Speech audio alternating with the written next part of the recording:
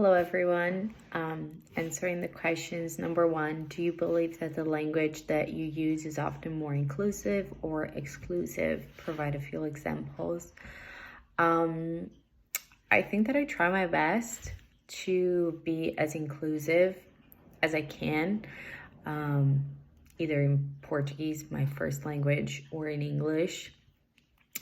Of course, there are some words that are a little tricky and we end up, I think it's a general thing,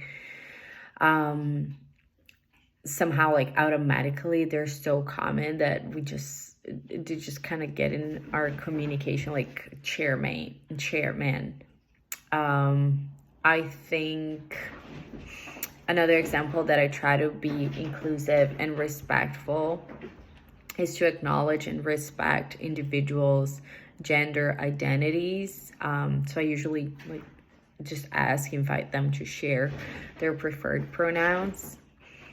Number two, do you agree with Mr. Q's rationale about the use of guys? Do you find it offensive or not?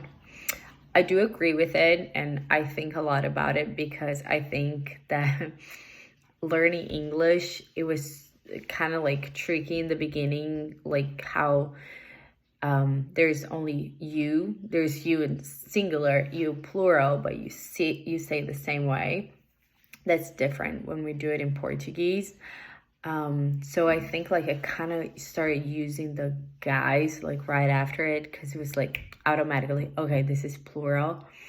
So my brain kind of like got that idea. So sometimes I catch myself saying you guys a lot, but I do agree with it. I do agree with his point. And yeah, I think we have and we should try our best to be better. And number three, what are the most common forms of exclusive language that you hear from others? Have ever encouraged someone to be more inclusive in their language?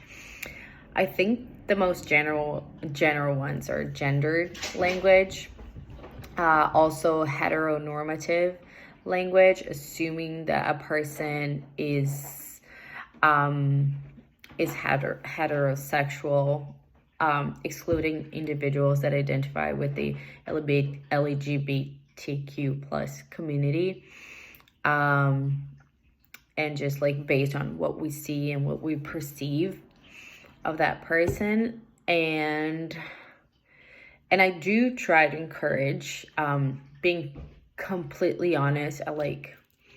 It's easier. I feel like it's easier to have these conversations with people that I know, friends, families. So yes, I try to be as vocal as possible, especially when I see somebody doing the opposite.